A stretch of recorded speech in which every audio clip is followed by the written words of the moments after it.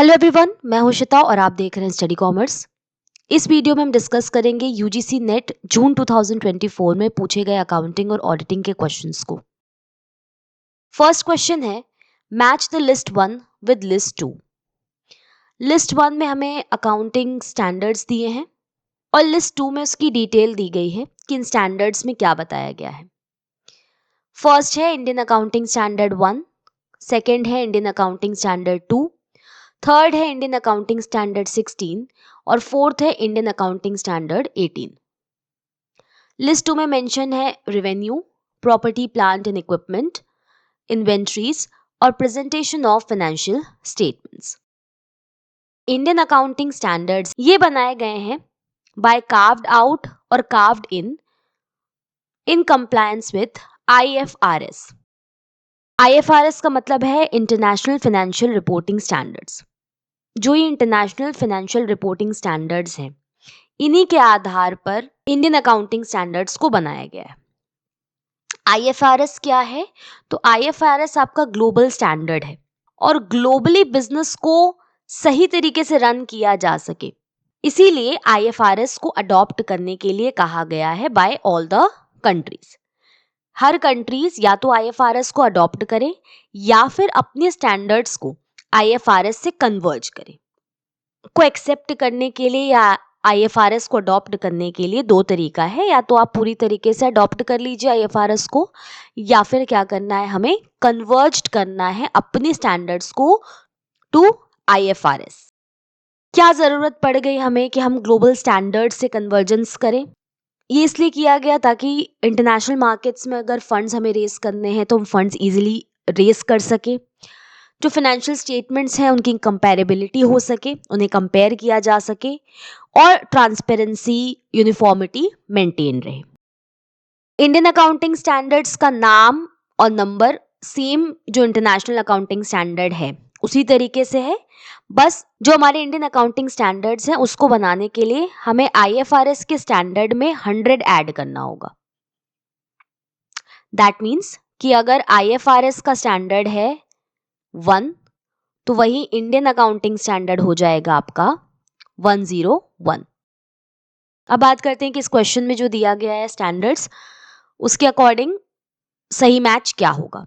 सबसे पहला है इंडियन अकाउंटिंग स्टैंडर्ड फर्स्ट, ये आपका एसोसिएटेड है प्रेजेंटेशन ऑफ फाइनेंशियल स्टेटमेंट से।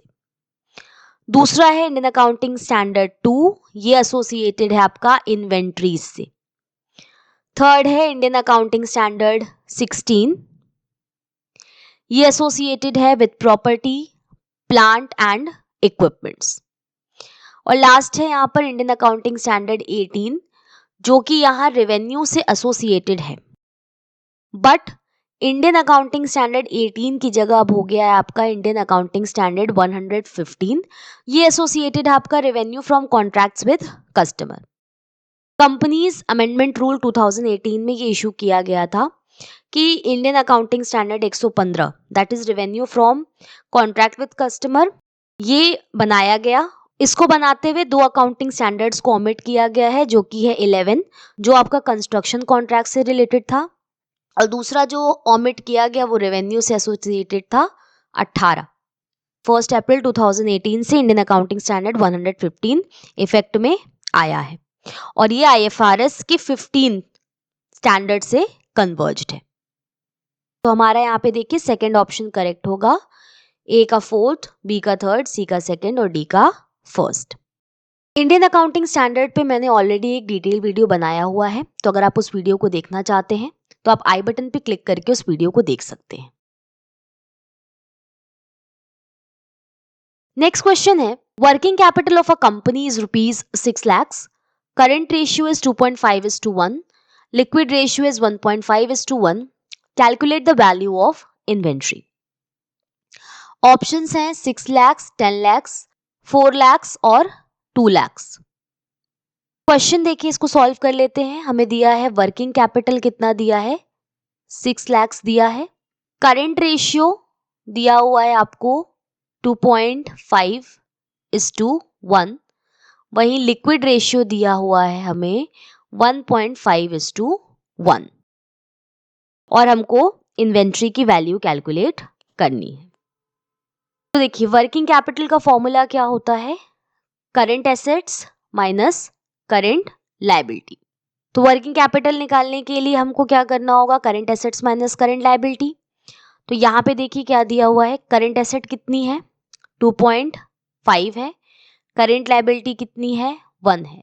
तो 2.5 माइनस 1 अगर हम कर दें तो वर्किंग कैपिटल कितनी आ जाएगी हमारी 1.5। ये क्या हो गया आपका 2.5 minus 1, that means current asset 2.5 है, 1 करंट लायबिलिटी है, 2.5 माइनस 1 1.5 हमारी हो गई वर्किंग कैपिटल। अब मैथमेटिकली अगर हम देखें तो अगर आपकी वर्किंग कैपिटल 1.5 के बराबर है तो करंट एसेट कितनी है 2.5 है। अब अगर वर्किंग कैपिटल कितनी है 6 लाख रुपीस है, जो कि आपको मेंशन किया गया है। वर्किंग कैपिटल अगर 6 लाख है तो करंट एसेट कैसे कैलकुलेट होगी, 2.5 डिवाइडेड बाय, ये आपका नीचे चला आएगा 1.5 इंटू 6 लाख, ये आएगा आपका 10 लाख। तो ये किसकी वैल्यू निकल आई हमारी, करंट एसेट की। करंट एसेट कितनी है 10 लाख है, तो करंट लायबिलिटी क्या हो जाएगी, working capital is equal to current assets minus current liability. Working capital आपको क्वेश्चन में दिया हुआ था 6 लाख, अभी हमने करंट एसेट्स निकाली कितनी है 10 लाख है, तो करंट लायबिलिटी कितनी हो जाएगी 10 lakh minus 6 lakh is equal to 4 lakh हमारी क्या हो गई, करंट लायबिलिटी हो गई।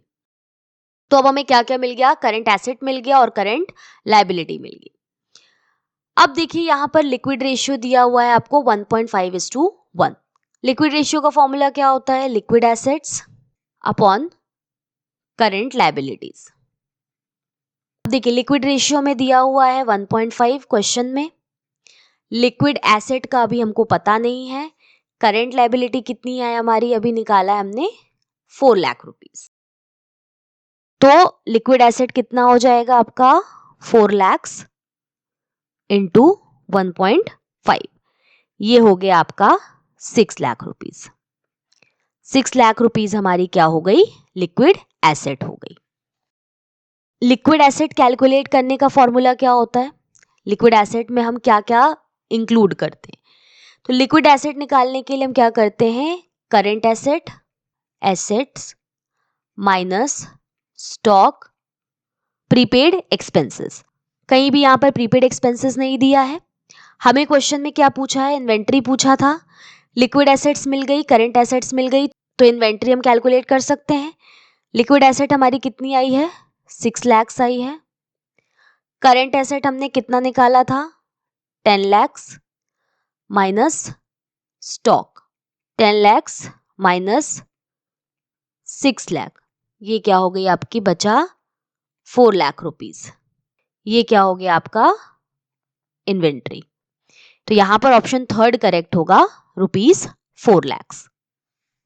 लिक्विडिटी रेशियोज पे मैंने ऑलरेडी एक वीडियो बनाया हुआ है, अगर आप उस वीडियो को देखना चाहते हैं तो आप आई बटन पे क्लिक करके उस वीडियो को देख सकते हैं। नेक्स्ट क्वेश्चन है, arrange in proper sequence the steps of financial accounting. Options हैं summarisation, identification and measures of financial transaction, classification, recording and interpretation of result. हमको यहाँ पर से सही ऑप्शन को सिलेक्ट करना है। तो अकाउंटिंग क्या है, accounting is an art of recording, classifying, summarising in a significant manner and in terms of money transaction and events which are in part of at least financial character and interpreting the results thereof।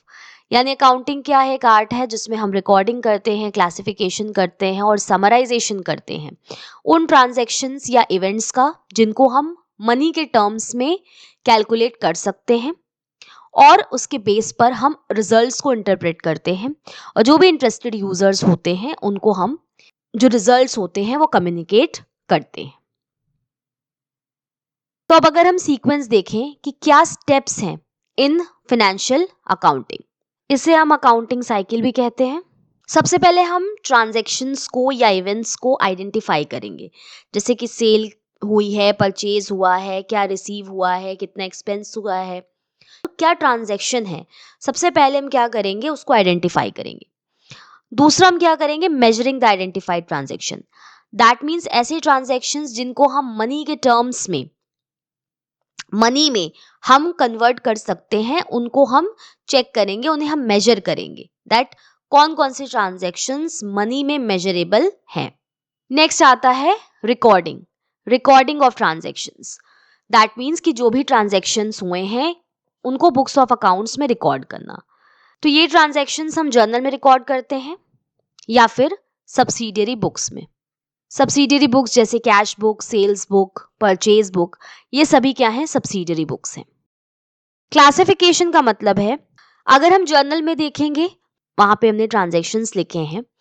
अब अगर हमें किसी specific transaction को देखना है या किसी person से रिलेटेड ट्रांजैक्शंस को देखना है, तो हमको बार बार उसको सर्च करना पड़ेगा।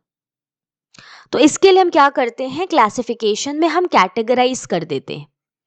जो भी ट्रांजैक्शंस हैं उनको हम कैटेगराइज कर देते हैं, दैट मीन्स क्लासिफाई कर देते हैं, ताकि जो फाइनेंशियल पोजीशन है उसको आसानी से हम समझ सकें।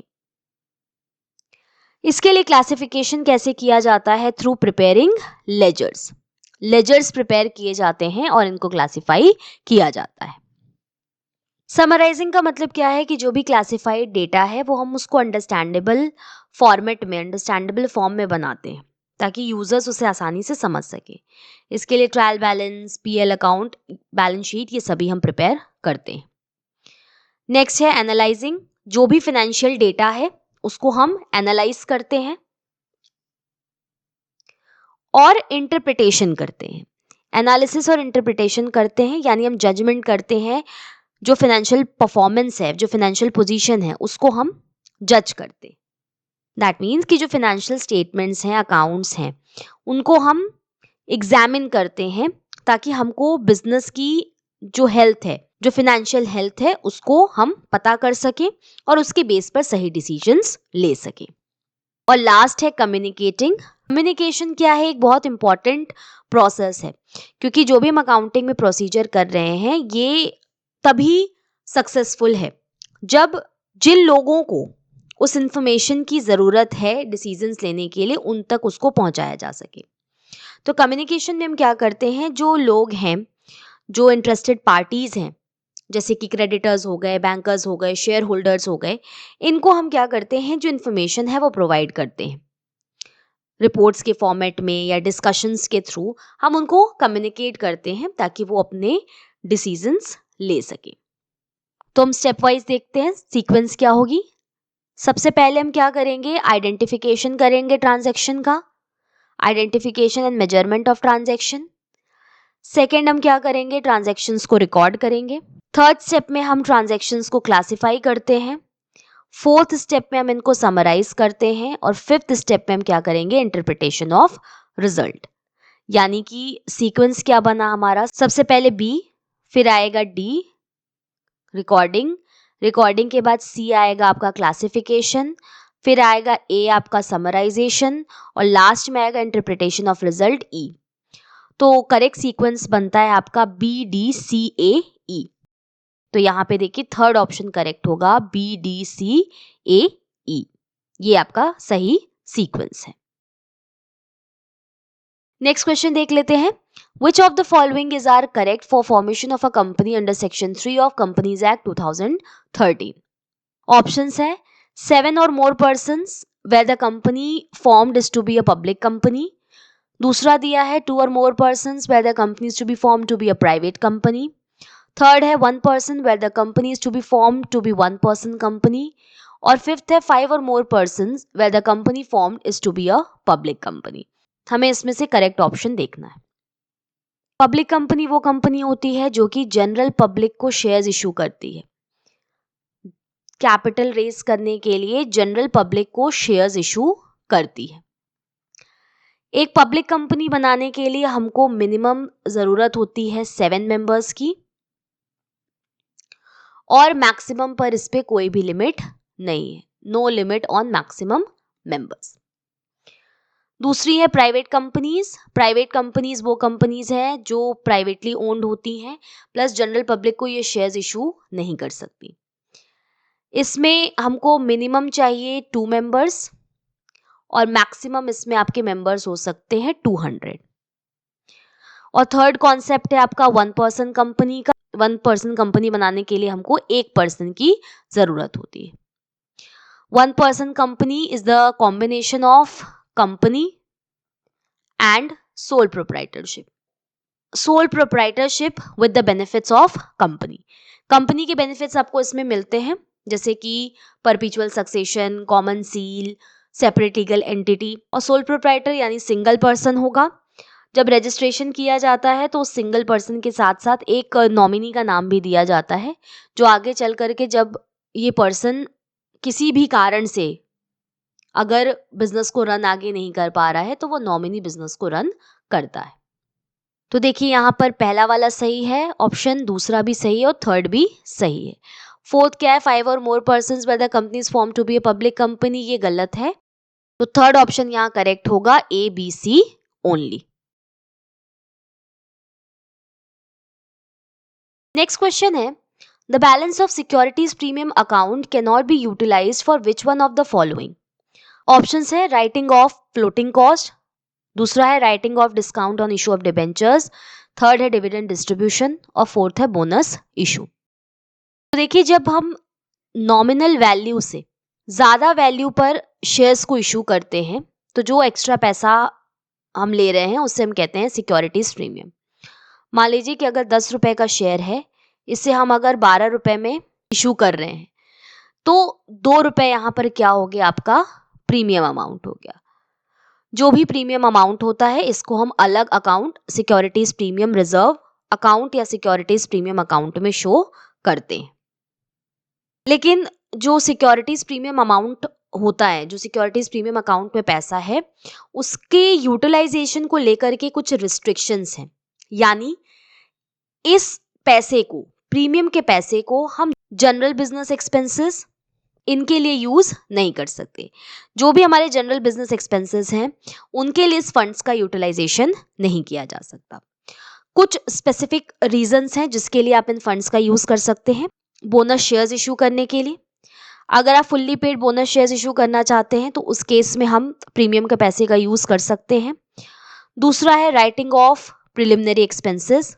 प्रिलिमिनरी एक्सपेंसेस को हम राइट ऑफ करने के लिए भी सिक्योरिटीज प्रीमियम अमाउंट का यूज करते हैं। Writing off discount on shares and debentures, shares and debentures पर अगर डिस्काउंट है तो उसको राइट ऑफ करने के लिए भी हम सिक्योरिटीज प्रीमियम अमाउंट का यूज करते हैं। अगर हमको प्रीमियम पे करना है on redemption of preference shares या डिबेंचर्स, उस केस में भी हम सिक्योरिटीज प्रीमियम अमाउंट का यूज करते हैं। इसके अलावा हम यूज करते हैं इसका during buy back of shares. इन सभी केसेस में हम प्रीमियम के पैसे का यूज कर सकते हैं। दैट मीन्स ये परमिसिबल यूजेस हैं जहां पर सिक्योरिटीज प्रीमियम अमाउंट का यूटिलाइजेशन किया जा सकता है। कहाँ कहाँ हम इस पैसे का यूज नहीं कर सकते, तो जैसे जनरल बिजनेस एक्सपेंसेस हैं, यहाँ पर आप यूटिलाइजेशन नहीं कर सकते। जैसे ऑपरेटिंग कॉस्ट है, सैलरी देना है, एडमिनिस्ट्रेटिव एक्सपेंसेस हैं, इन सभी केसेस में हम सिक्योरिटीज प्रीमियम के पैसे का इस्तेमाल नहीं कर सकते। इसके अलावा अगर आप डिविडेंड देना चाहते हैं,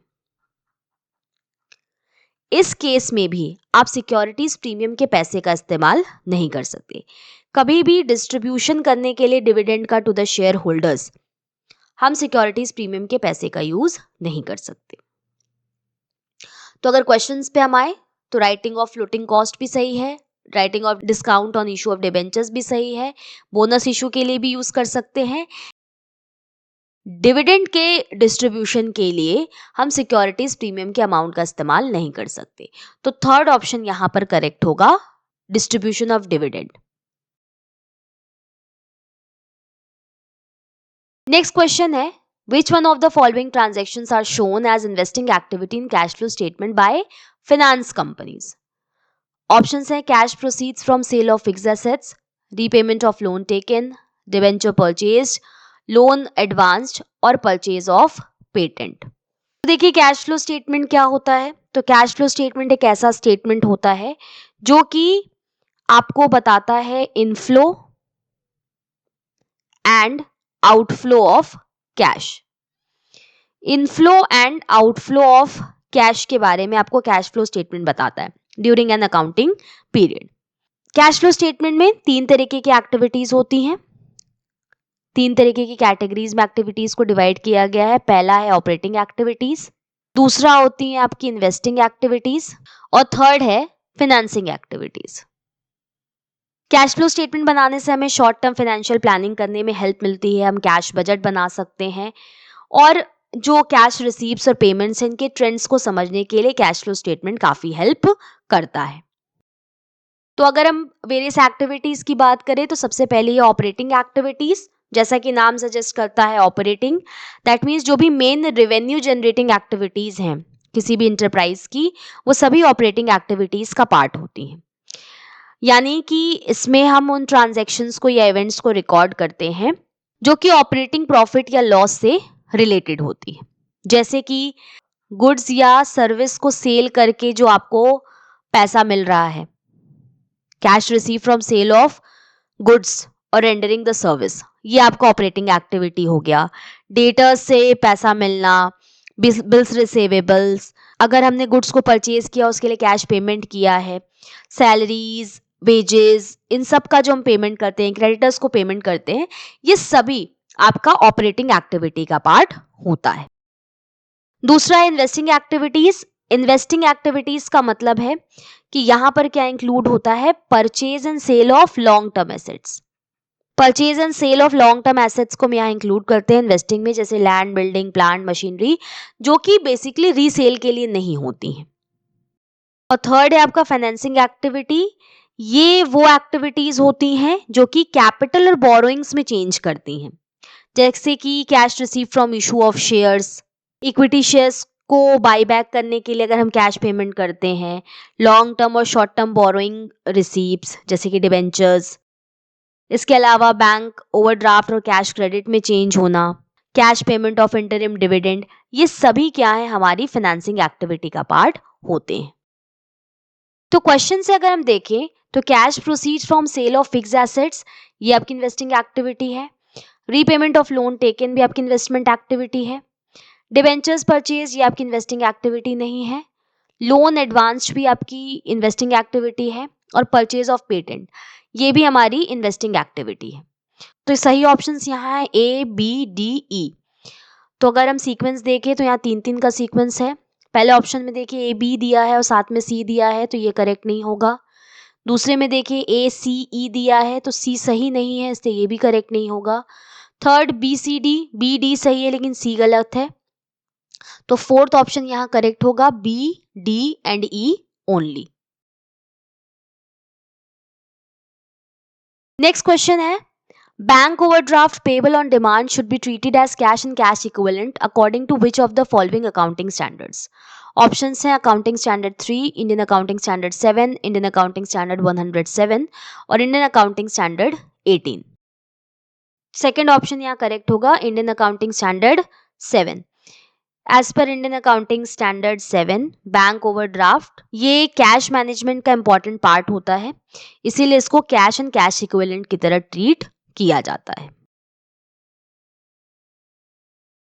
नेक्स्ट क्वेश्चन है, which one of the following is are the methods of calculation of purchase consideration. Options हैं lump sum method, net assets method, total payment method, net realisation method या फिर स्वैप मेथड। तो देखिए यहाँ पे lump sum method, net assets method, total payment method और swap rate method, ये चारों क्या है, आपके परचेज कंसिडरेशन कैलकुलेशन के मेथड्स हैं। नेट रियलाइजेशन मेथड आपका इसमें नहीं आता है। परचेज कंसिडरेशन का मतलब है वो अमाउंट जब एक परचेजिंग कंपनी वेंडर कंपनी को पे करती है for the exchange of ownership. इसके लिए लमसम मेथड का मतलब है कि जो पेमेंट्स है दो कंपनी के बीच में, उसमें क्या होता है, एक बार में एक लमसम अमाउंट का पेमेंट किया जाता है, एक फिक्स अमाउंट का पेमेंट किया जाता है। दूसरा है नेट एसेट्स मेथड, इसमें जो परचेज कंसिडरेशन है वो कैलकुलेट होती है on the basis of assets and liabilities. जो एसेट की वैल्यू होगी उसमें से हम लायबिलिटीज को माइनस करते हैं और उसके बेस पर हम वैल्यू कैलकुलेट करते हैं। नेक्स्ट है total payment method. Total payment method में हम परचेज कंसिडरेशन कैलकुलेट करते हैं on the basis of total of shares and debentures. Next है स्वैप मेथड। तो स्वैप मेथड में क्या होता है कि जो एक्वायरिंग कंपनी है वो अपने शेयर्स को ऑफर करती है जो टारगेट कंपनी है उसके शेयर्स के एक्सचेंज में, जब भी मर्जर या एक्विजिशन हो रहा हो। तो यहां पर देखिए ए सही है, बी सही है, सी सही है और ई सही है। तो फोर्थ ऑप्शन यहां करेक्ट होगा, A B C E only. Next question है, in financial enterprises dividend paid are shown in which of the following activities of cash flow statement. Option है operating activity, financing activity, investing activity या फिर operating and financing activities both. Financing company, अगर financing company है उस case में कुछ rules हैं, जैसे कि अगर इंटरेस्ट रिसीव हुआ तो इसको हम ट्रीट करेंगे एज ऑपरेटिंग एक्टिविटी। दूसरा, अगर डिविडेंड रिसीव्ड है, डिविडेंड अगर रिसीव हो रहा है तो वो भी ऑपरेटिंग एक्टिविटी होगा। अगर आपने इंटरेस्ट का पेमेंट किया है, इंटरेस्ट पेड, तो वो भी ट्रीटेड होगा एज ऑपरेटिंग एक्टिविटी। वहीं अगर हमने डिविडेंड पे किया है, डिविडेंड पेड है, तो ये ट्रीट होता है एज फाइनेंसिंग एक्टिविटी। ये इसलिए यहाँ पे हो रहा है कि जो फाइनेंशियल एंटरप्राइजेज हैं, जैसे कि बैंक्स हो गए या म्यूचुअल फंड्स कंपनीज हैं, इनके लिए जो सिक्योरिटीज हैं, इनके परचेज और सेल से इनका जो भी कैश इनफ्लो और आउटफ्लो होता है, ये ऑपरेटिंग एक्टिविटी की तरह ट्रीट किया जाता है। इसलिए क्योंकि ये इस तरीके की इंटरप्राइजेज हैं जहां पर जो सेल ऑफ सिक्योरिटी या परचेज ऑफ सिक्योरिटी है, ये इनका मेन वर्क है जिससे इनका रेवेन्यू जनरेट होता है। तो यहां पर सेकेंड ऑप्शन करेक्ट होगा, फाइनेंसिंग एक्टिविटीज। अगर आप हमारे लेक्चर्स की फ्री पीडीएफ डाउनलोड करना चाहते हैं तो आप हमें टेलीग्राम पर ज्वाइन कर सकते हैं। इससे रिलेटेड इन्फॉर्मेशन आपको डिस्क्रिप्शन बॉक्स में मिल जाएगी या फिर इस क्यूआर कोड को स्कैन करके भी आप हमें ज्वाइन कर सकते हैं। तो आज की इस वीडियो में हमने पढ़ा यूजीसी नेट जून 2024 में पूछे गए अकाउंटिंग एंड ऑडिटिंग सेक्शन के क्वेश्चंस को। होपफुली चीजें आपको समझ में आई होंगी। Thank you.